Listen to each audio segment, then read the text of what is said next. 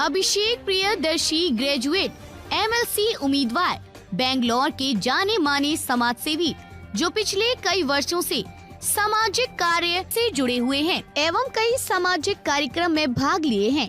खासकर उत्तरा भारतीय के लिए हमेशा तैयार रहते हैं, चाहे किसी भी प्रकार की सहायता की जरूरत हो। अभिषेक जी इस बार आने वाले ग्रेजुएट एमएलसी इलेक्शन में अपना किस्मत आजमा रहे हैं, जिसमें उन्हें भारी बहुमत से जीत की उम्मीद दिखाई दे रही है। आइए जानते हैं उनसे खास मुलाकात में उन्होंने अपनी उम्मीदवारी और यहाँ की जनता के प्रति अपनी क्या विचार हैं। 2024 के जो एमएलसी के कैंडिडेट हैं हमारे पूर्वांचल की तरफ से श्री अभिषेक प्रियदर्शी जी, और बड़े खुशी की बात है कि उनके जो मार्गदर्शक हैं वो अपने आप में बहुत बड़े पत्रकार हैं, बहुत सीनियर जर्नलिस्ट हैं, वो भी हमारे बीच बैठे हुए हैं। तो हम उनसे दो शब्द उनके मुंह से सुनना चाहते हैं कि इस बार के चुनाव में उनका जो अनुभव है वो किस तरीके से काम आएगा। मैं पहले तो अपना भारत न्यूज चैनल को अपनी शुभकामनाएं देता हूं, बधाई देता हूं कि बेंगलोर जैसे बड़े शहर में हिंदी भाषा भाषी लोगों के बीच में यह पहला चैनल है जो यहाँ के हिंदी भाषा भाषी क्षेत्र के लोगों की समस्याओं को, मुद्दों को, बातों को उठाता है और यहाँ के लोगों के बीच में काम कर रहा है। इसलिए इस चैनल द्वारा इस चैनल की पूरी टीम को मेरी शुभकामनाएं हैं। जहां तक सवाल है एमएलसी चुनाव जो ग्रेजुएट कंस्टिट्यूएंसी क्षेत्र के 2024 में होने जा रहा है, मेरा मानना है कि यह बेंगलोर का सबसे बड़ा ऐतिहासिक चुनाव होने जा रहा है, क्योंकि अभी तक बेंगलोर में कोई भी कॉर्पोरेटर, एमएलसी, एमएलए, चाहे मेंबर ऑफ पार्लियामेंट या कैंडिडेट हिंदी भाषा भाषी क्षेत्र से नहीं बना है। राज्यसभा में हमारे लहर सिंह जी हैं, लेकिन लोकसभा चुनाव, विधानसभा चुनाव, विधान परिषद के चुनाव और कॉर्पोरेटर के चुनाव में कोई भी हमारा हिंदी भाषा भाषी अभी तक चुनाव नहीं लड़ा है। आज हमारे बीच एक होनहार नौजवान जो पिछले 10 सालों 15 सालों से बेंगलोर को जानते हैं, जो बेंगलोर में रह के यहाँ के लोगों की सेवा करते हैं, जो यहाँ के दुख सुख के सहभागी हैं, साथी हैं, अभिषेक ब्रह्मर्षि हमारे बीच चुनाव मैदान में आए हैं। तो ये उत्तर भारतीयों, खास करके झारखंड, बिहार, उड़ीसा, बंगाल, तमाम हिंदी भाषी, हिंदी पट्टी के लोगों के लिए शुभकामना का काम है। हमारे लिए सोचने का काम है कि ऐसे प्रत्याशी जो हमारे हिंदी भाषी क्षेत्र के एक प्रत्याशी एमएलसी के रूप में उतरे हैं चुनाव मैदान में, तो हम सब बल चढ़ के उनको आगे मदद करें, उनकी सहायता करें। मैं यहाँ के लोगों से अनुरोध करूंगा, बेंगलोर के लोगों से अनुरोध करूंगा कि यह एक मौका है, एक चांस है, यहाँ से एक रास्ता खुलता है, एक नई दुनिया दिखाई पड़ेगी। जब एमएलसी के चुनाव में आप बढ़ चढ़कर हिस्सा लेंगे तो हमारे अभिषेक ब्रह्मर्षि जब चुनाव जीत के जाएंगे तो हमारे बेंगलोर के हर कोने से, चाहे कॉर्पोरेटर का इलाका हो, चाहे एमएलए का इलाका हो, चाहे एमपी का इलाका हो, हमारे भाइयों का, हमारे साथियों का मनोबल बढ़ेगा और हम आगे भी चुनाव लड़ने के लिए यहाँ तत्पर होंगे, तैयार होंगे। आज हम मुंबई में जब संजय निरुपम लोकसभा में जा सकते हैं, आज मुंबई से जब कृपा शंकर से होम मिनिस्टर बन सकते हैं महाराष्ट्र से, आज दिल्ली से महाबली मिश्रा जैसे लोग सांसद बन सकते हैं, मनोज तिवारी जैसे लोग सांसद बन सकते हैं, आज कलकत्ता से आज हमारे शत्रुघ्न सिन्हा जाकर बंगाल से चुनाव जीत सकते हैं, आज हमारे अर्जुन सिंह बंगाल से जाकर एमपी बन सकते हैं। तो हिंदुस्तान के अंदर ही बेंगलोर आता है, बेंगलोर में भी है एमपी, एमएलए का चुनाव लड़ सकते हैं, कॉर्पोरेटर का चुनाव लड़ सकते हैं। यह मील का पत्थर होगा जब यहाँ के लोगों ने मुट्ठी बांध लिया है, अपने को तैयार कर लिया है कि इस बार नहीं तो कभी नहीं, इस बार हम अभिषेक ब्रह्मर्षि को चुनाव मैदान में जिताकर, चुनाव मैदान में लड़ाकर दिखा देंगे कि हम उत्तर भारतीयों की शक्ति क्या है, हमारी ताकत क्या है। हम जहाँ भी जाते हैं खूंटा गाड़ के रहते हैं, खूंटा गाड़ के चुनाव जीतते हैं। हमारी कथनी और करनी में फर्क नहीं होता है, हमारी जुबान में, हमारी पेट में अलग बात नहीं होती है। हम जो चाहते हैं वो कर दिखाते हैं, करके दिखाएंगे। बहुत बहुत धन्यवाद अशोक जी। मैं मणिकांत झा, अपना भारत न्यूज चैनल में आप सभी का स्वागत है। तो आइए जानते हैं इनके बारे में, जो ये बहुत ही बड़े समाज सेवी हैं, कर्मठ हैं और बेंगलोर के हर संगठन को बहुत अच्छी तरह से जानते भी हैं, समाज में इनका अच्छा पकड़ भी है। इस वर्ष जो 2024 का एमएलसी का जो चुनाव होने वाला है, ग्रेजुएशन एमएलसी का चुनाव, उसमें अपनी किस्मत को आजमाने जा रहे हैं। तो आइए जानते हैं इनसे विशेष अपनी उम्मीदवारी के बारे में, क्या बोलते हैं, क्या यहाँ की जनता के बारे में कुछ बोलेंगे और जीतने के बाद ये जनता को क्या क्या काम करके देंगे, उत्तर भारतीयों को क्या सपोर्ट देंगे। आइए इनसे जानते हैं। सर, अपना भारत न्यूज़ में आपका स्वागत है। अपनी उम्मीदवारी के बारे में आप अपने शब्दों में बयान करें। धन्यवाद।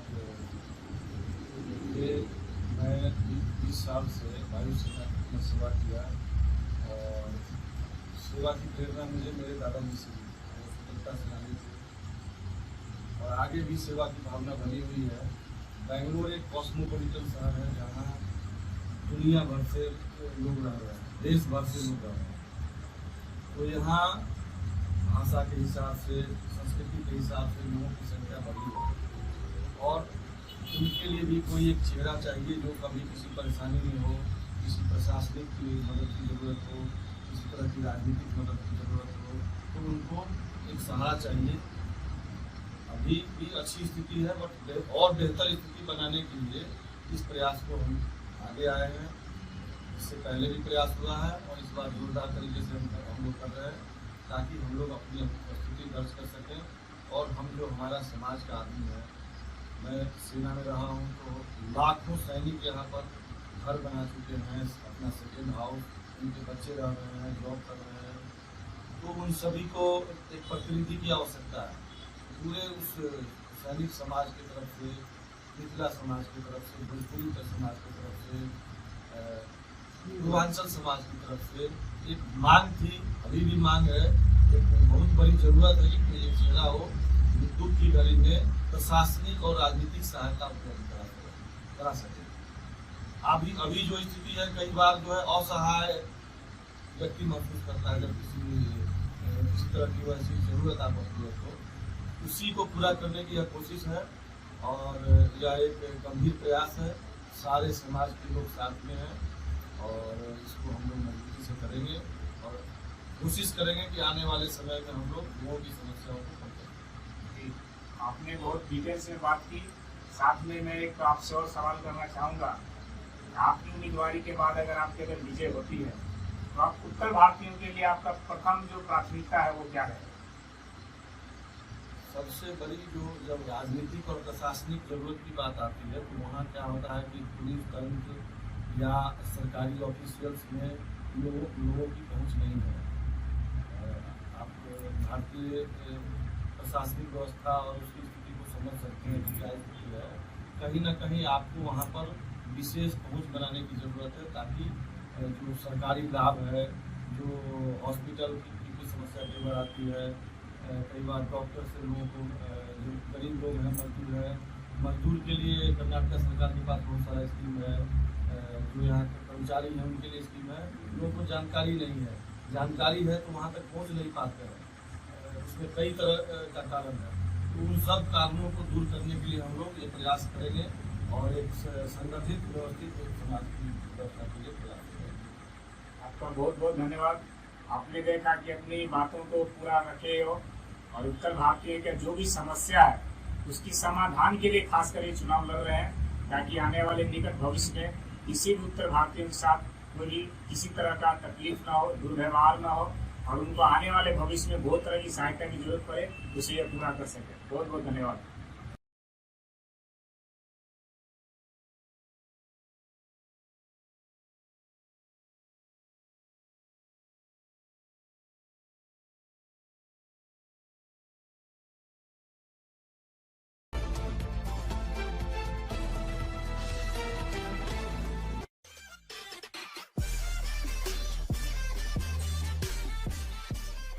अभिषेक प्रियदर्शी ग्रेजुएट एमएलसी उम्मीदवार बेंगलोर के जाने माने समाजसेवी जो पिछले कई वर्षों से सामाजिक कार्य से जुड़े हुए हैं एवं कई सामाजिक कार्यक्रम में भाग लिए हैं। खासकर उत्तर भारतीय के लिए हमेशा तैयार रहते हैं, चाहे किसी भी प्रकार की सहायता की जरूरत हो।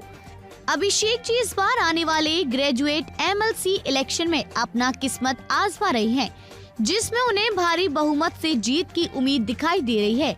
आइए जानते हैं उनसे खास मुलाकात में उन्होंने अपनी उम्मीदवारी और यहाँ की जनता के प्रति अपनी क्या विचार हैं।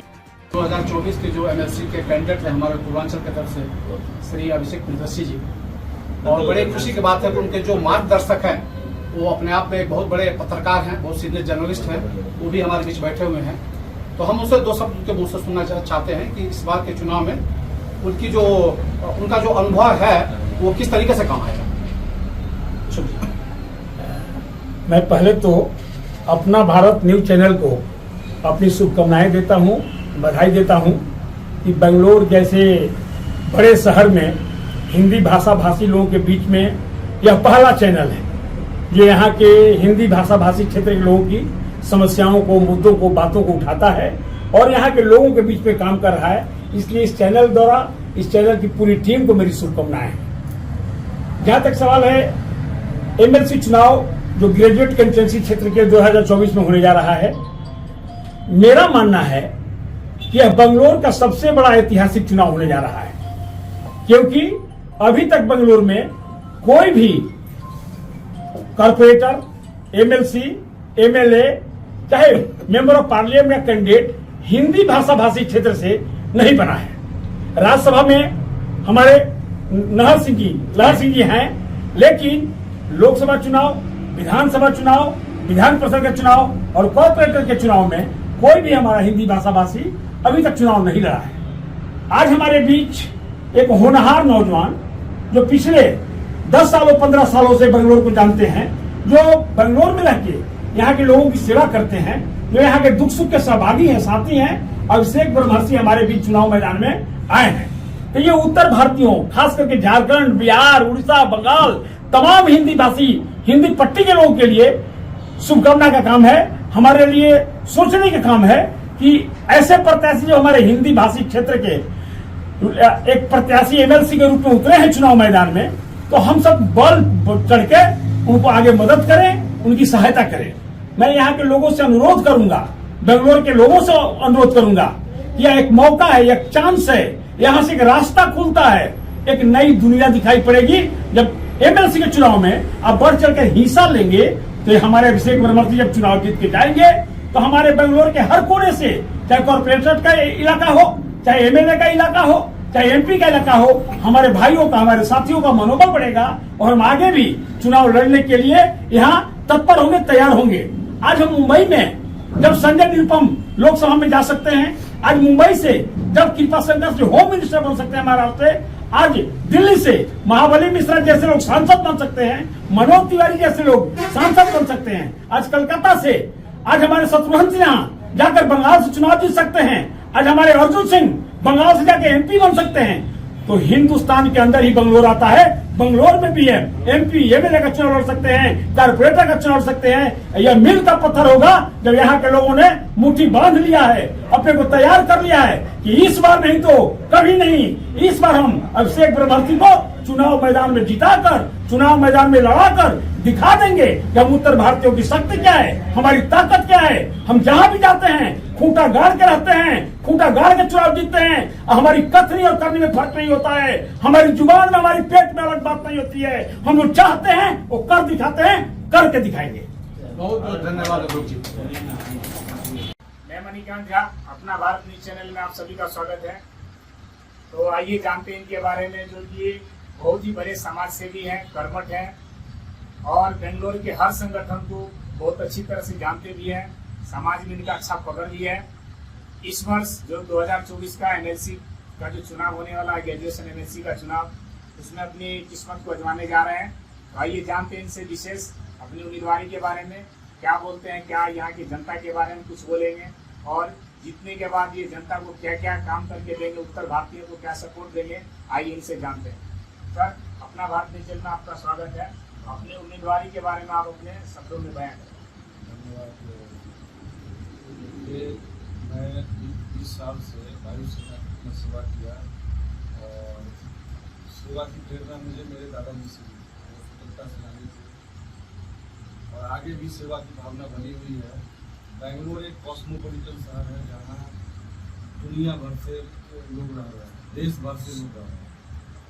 तो यहाँ भाषा के हिसाब से, संस्कृति के हिसाब से लोगों की संख्या बढ़ी है और उनके लिए भी कोई एक चेहरा चाहिए जो कभी किसी परेशानी में हो, किसी प्रशासनिक की मदद की ज़रूरत हो, किसी तरह की राजनीतिक मदद की ज़रूरत हो, तो उनको एक सहारा चाहिए। अभी भी अच्छी स्थिति है बट और बेहतर स्थिति बनाने के लिए इस प्रयास को हम आगे आए हैं। इससे पहले भी प्रयास हुआ है और इस बार जोरदार तरीके से हम लोग कर रहे हैं ताकि हम लोग अपनी उपस्थिति दर्ज कर सकें। और हम जो हमारा समाज का आदमी है, मैं सेना में रहा हूँ तो लाखों सैनिक यहाँ पर घर बना चुके हैं, अपना सेकेंड हाउस, उनके बच्चे रह रहे हैं, जॉब कर रहे हैं, तो उन सभी को एक प्रतिनिधि की आवश्यकता है। पूरे उस सैनिक समाज की तरफ से, मिथिला समाज की तरफ से, भोजपुरी समाज की तरफ से, पूर्वांचल समाज की तरफ से एक मांग थी, अभी भी मांग है, एक बहुत बड़ी जरूरत है कि एक जगह हो विद्युत की घड़ी में प्रशासनिक और राजनीतिक सहायता उपलब्ध करा सके। अभी जो स्थिति है, कई बार जो है असहाय व्यक्ति महसूस करता है, जब किसी तरह की वैसी जरूरत आ पड़ती है तो उसी को पूरा करने की यह कोशिश है और यह एक गंभीर प्रयास है। सारे समाज के लोग साथ में हैं और इसको हम लोग मजबूती से करेंगे और कोशिश करेंगे कि आने वाले समय में हम लोग लोगों की समस्याओं को कम करें। आपने बहुत डिटेल से बात की।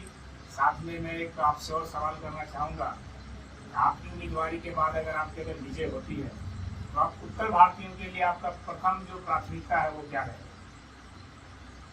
सबसे बड़ी जो जब राजनीतिक और प्रशासनिक जरूरत की बात आती है तो वहाँ क्या होता है कि पुलिस तंत्र या सरकारी ऑफिशियल्स में लोगों की पहुँच नहीं है। आप भारतीय प्रशासनिक व्यवस्था और उसकी स्थिति को समझ सकते हैं कि क्या स्थिति है।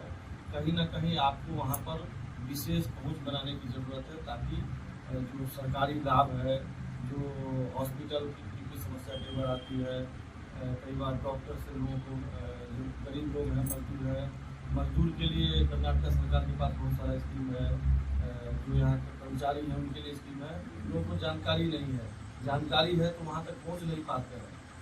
उसमें कई तरह का कारण है, तो उन सब कारणों को दूर करने के लिए हम लोग ये प्रयास करेंगे और एक संगठित व्यवस्थित समाज की व्यवस्था के लिए प्रयास करेंगे। आपका बहुत बहुत धन्यवाद। आपने देखा कि अपनी बातों को पूरा रखे हो और उत्तर भारतीय का जो भी समस्या है उसकी समाधान के लिए खास कर चुनाव लड़ रहे हैं ताकि आने वाले निकट भविष्य में किसी भी उत्तर भारतीयों के साथ कोई किसी तरह का तकलीफ ना हो, दुर्व्यवहार ना हो और उनको आने वाले भविष्य में बहुत तरह की सहायता की जरूरत पड़े उसे यह पूरा कर सके। बहुत बहुत धन्यवाद।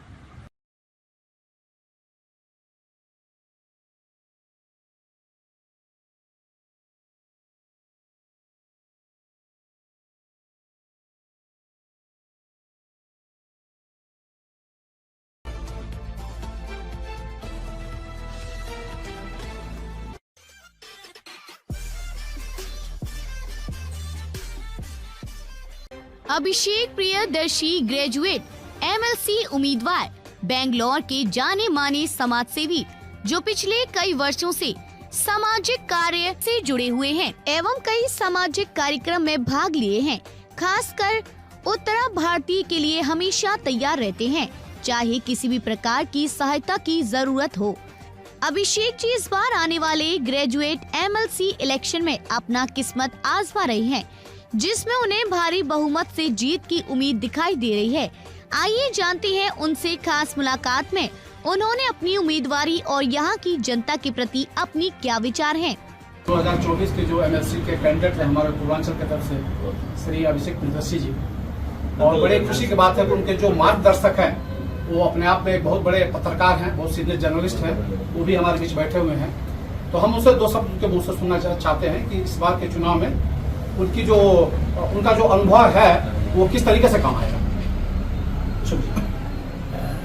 मैं पहले तो अपना भारत न्यूज चैनल को अपनी शुभकामनाएं देता हूं, बधाई देता हूं कि बेंगलोर जैसे बड़े शहर में हिंदी भाषा भाषी लोगों के बीच में यह पहला चैनल है जो यहाँ के हिंदी भाषा भाषी क्षेत्र के लोगों की समस्याओं को, मुद्दों को, बातों को उठाता है और यहाँ के लोगों के बीच में काम कर रहा है। इसलिए इस चैनल द्वारा इस चैनल की पूरी टीम को मेरी शुभकामनाएं हैं। जहां तक सवाल है एमएलसी चुनाव जो ग्रेजुएट कंस्टिट्यूएंसी क्षेत्र के 2024 में होने जा रहा है, मेरा मानना है कि यह बेंगलोर का सबसे बड़ा ऐतिहासिक चुनाव होने जा रहा है, क्योंकि अभी तक बेंगलोर में कोई भी कॉर्पोरेटर, एमएलसी, एमएलए, चाहे मेंबर ऑफ पार्लियामेंट या कैंडिडेट हिंदी भाषा भाषी क्षेत्र से नहीं बना है। राज्यसभा में हमारे लहर सिंह जी हैं, लेकिन लोकसभा चुनाव, विधानसभा चुनाव, विधान परिषद के चुनाव और कॉर्पोरेटर के चुनाव में कोई भी हमारा हिंदी भाषा भाषी अभी तक चुनाव नहीं लड़ा है। आज हमारे बीच एक होनहार नौजवान जो पिछले 10 सालों 15 सालों से बेंगलोर को जानते हैं, जो बेंगलोर में रह के यहाँ के लोगों की सेवा करते हैं, जो यहाँ के दुख सुख के सहभागी हैं, साथी हैं, अभिषेक ब्रह्मर्षि हमारे बीच चुनाव मैदान में आए हैं। तो ये उत्तर भारतीयों, खास करके झारखंड, बिहार, उड़ीसा, बंगाल, तमाम हिंदी भाषी, हिंदी पट्टी के लोगों के लिए शुभकामना का काम है। हमारे लिए सोचने का काम है कि ऐसे प्रत्याशी जो हमारे हिंदी भाषी क्षेत्र के एक प्रत्याशी एमएलसी के रूप में उतरे हैं चुनाव मैदान में, तो हम सब बल चढ़ के उनको आगे मदद करें, उनकी सहायता करें। मैं यहाँ के लोगों से अनुरोध करूंगा, बेंगलोर के लोगों से अनुरोध करूंगा, यह एक मौका है, एक चांस है, यहाँ से एक रास्ता खुलता है, एक नई दुनिया दिखाई पड़ेगी। जब एमएलसी के चुनाव में आप बढ़ चढ़ कर हिस्सा लेंगे, तो हमारे अभिषेक ब्रह्मर्षि जब चुनाव जीत के जाएंगे, तो हमारे बेंगलोर के हर कोने से, चाहे कॉर्पोरेटर का इलाका हो, चाहे एमएलए का इलाका हो, चाहे एमपी का इलाका हो, हमारे भाइयों का, हमारे साथियों का मनोबल बढ़ेगा और हम आगे भी चुनाव लड़ने के लिए यहाँ तत्पर होंगे, तैयार होंगे। आज हम मुंबई में जब संजय निरुपम लोकसभा में जा सकते हैं, आज मुंबई से जब कृपा शंकर से होम मिनिस्टर बन सकते हैं महाराष्ट्र से, आज दिल्ली से महाबली मिश्रा जैसे लोग सांसद बन सकते हैं, मनोज तिवारी जैसे लोग सांसद बन सकते हैं, आज कलकत्ता से आज हमारे शत्रुघ्न सिन्हा जाकर बंगाल से चुनाव जीत सकते हैं, आज हमारे अर्जुन सिंह बंगाल से जाकर एमपी बन सकते हैं। तो हिंदुस्तान के अंदर ही बंगलोर आता है, बंगलोर में भी है एमपी एमएलए का चुनाव लड़ सकते हैं, कॉर्पोरेटर का चुनाव लड़ सकते हैं। यह मील का पत्थर होगा जब यहाँ के लोगों ने मुट्ठी बांध लिया है, अपने को तैयार कर लिया है कि इस बार नहीं तो कभी नहीं, इस बार हम अभिषेक ब्रह्मर्षि को चुनाव मैदान में जिताकर, चुनाव मैदान में लड़ाकर दिखा देंगे कि हम उत्तर भारतीयों की शक्ति क्या है, हमारी ताकत क्या है। हम जहां भी जाते हैं खूंटा गाड़ के रहते हैं, खूंटा गाड़ के चुनाव जीतते हैं। हमारी कथनी और करनी में फर्क नहीं होता है, हमारी जुबान में, हमारी पेट में अलग बात नहीं होती है। हम जो चाहते हैं वो कर दिखाते हैं, करके दिखाएंगे। बहुत बहुत धन्यवाद अशोक जी। मैं मणिकांत झा, अपना भारत न्यूज चैनल में आप सभी का स्वागत है। तो आइए जानते हैं इनके बारे में, जो ये बहुत ही बड़े समाज सेवी हैं, कर्मठ हैं और बेंगलोर के हर संगठन को बहुत अच्छी तरह से जानते भी हैं। समाज में इनका अच्छा पकड़ भी है। इस वर्ष जो 2024 का एमएलसी का जो चुनाव होने वाला है, ग्रेजुएशन एमएलसी का चुनाव, उसमें अपनी किस्मत को आजमाने जा रहे हैं। तो आइए जानते हैं इनसे विशेष अपनी उम्मीदवारी के बारे में, क्या बोलते हैं, क्या यहाँ की जनता के बारे में कुछ बोलेंगे और जीतने के बाद ये जनता को क्या क्या काम करके देंगे, उत्तर भारतीयों को क्या सपोर्ट देंगे। आइए इनसे जानते हैं। सर, अपना भारत न्यूज में आपका स्वागत है। अपनी उम्मीदवारी के बारे में आप अपने शब्दों में बयान करें। धन्यवाद। मैं 20 साल से वायुसेना में सेवा किया और सेवा की प्रेरणा मुझे मेरे दादाजी से मिली, वो स्वतंत्रता सेनानी थे और आगे भी सेवा की भावना बनी हुई है। बेंगलोर एक कॉस्मोपॉलिटन शहर है जहाँ दुनिया भर से लोग रह रहे हैं, देश भर से लोग रह रहे हैं। तो यहाँ भाषा के हिसाब से, संस्कृति के हिसाब से लोगों की संख्या बढ़ी है और उनके लिए भी कोई एक चेहरा चाहिए जो कभी किसी परेशानी में हो, किसी प्रशासनिक की मदद की ज़रूरत हो, किसी तरह की राजनीतिक मदद की ज़रूरत हो, तो उनको एक सहारा चाहिए। अभी भी अच्छी स्थिति है बट और बेहतर स्थिति बनाने के लिए इस प्रयास को हम आगे आए हैं। इससे पहले भी प्रयास हुआ है और इस बार जोरदार तरीके से हम लोग कर रहे हैं ताकि हम लोग अपनी उपस्थिति दर्ज कर सकें। और हम जो हमारा समाज का आदमी है, मैं सेना में रहा हूँ तो लाखों सैनिक यहाँ पर घर बना चुके हैं, अपना सेकेंड हाउस, उनके बच्चे रह रहे हैं, जॉब कर रहे हैं। तो उन सभी को एक प्रतिनिधि की आवश्यकता है। पूरे उस सैनिक समाज की तरफ से, मिथिला समाज की तरफ से, भोजपुरी समाज की तरफ से, पूर्वांचल समाज की तरफ से एक मांग थी, अभी भी मांग है, एक बहुत बड़ी जरूरत है कि एक चेहरा हो दुख की घड़ी में प्रशासनिक और राजनीतिक सहायता उपलब्ध करा सके। अभी जो स्थिति है, कई बार जो है असहाय व्यक्ति महसूस करता है जब किसी तरह की वैसी जरूरत आ पड़ती है, तो उसी को पूरा करने की यह कोशिश है और यह एक गंभीर प्रयास है। सारे समाज के लोग साथ में हैं और इसको हम लोग मजबूती से करेंगे और कोशिश करेंगे कि आने वाले समय में हम लोग लोगों की समस्याओं को कम करें। जी, आपने बहुत डिटेल्स में बात की। साथ में मैं एक आपसे और सवाल करना चाहूँगा, आपकी उम्मीदवारी के बाद अगर आपके अगर विजय होती है तो आप उत्तर भारतीयों के लिए आपका प्रथम जो प्राथमिकता है वो क्या रहेगा? सबसे बड़ी जो जब राजनीतिक और प्रशासनिक जरूरत की बात आती है तो वहाँ क्या होता है कि पुलिस तंत्र या सरकारी ऑफिशियल्स में लोगों की पहुँच नहीं है। आप भारतीय प्रशासनिक व्यवस्था और उसकी स्थिति को समझ सकते हैं कि क्या स्थिति है। कहीं ना कहीं आपको वहाँ पर विशेष पहुँच बनाने की ज़रूरत है ताकि जो सरकारी लाभ है, जो हॉस्पिटल की समस्या कई बार आती है, कई बार डॉक्टर से लोगों को जो गरीब लोग हैं, मजदूर के लिए कर्नाटक सरकार के पास बहुत सारा स्कीम है, जो यहाँ के कर्मचारी हैं उनके लिए स्कीम है, लोगों को जानकारी नहीं है। जानकारी है तो वहाँ तक पहुँच नहीं पाते हैं, उसमें कई तरह का कारण है। तो उन सब कारणों को दूर करने के लिए हम लोग ये प्रयास करेंगे और एक संगठित व्यवस्थित समाज की व्यवस्था के लिए प्रयास करेंगे। आपका बहुत बहुत धन्यवाद। आपने देखा कि अपनी बातों को पूरा रखे हो और उत्तर भारतीय का जो भी समस्या है उसकी समाधान के लिए खास कर ये चुनाव लड़ रहे हैं ताकि आने वाले निकट भविष्य में किसी भी उत्तर भारतीयों के साथ कोई किसी तरह का तकलीफ ना हो, दुर्व्यवहार ना हो और उनको आने वाले भविष्य में बहुत तरह की सहायता की जरूरत पड़े उसे ये पूरा कर सके। बहुत बहुत धन्यवाद।